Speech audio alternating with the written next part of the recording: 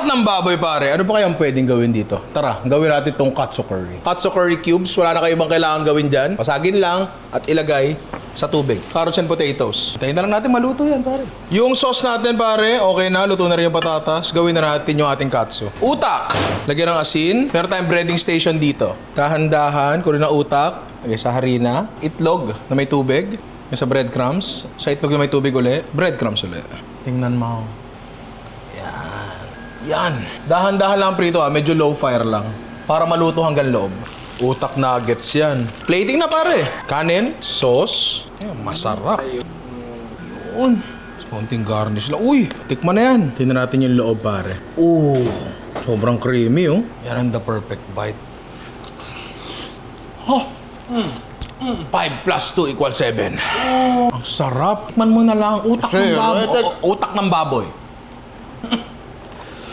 2 plus 2.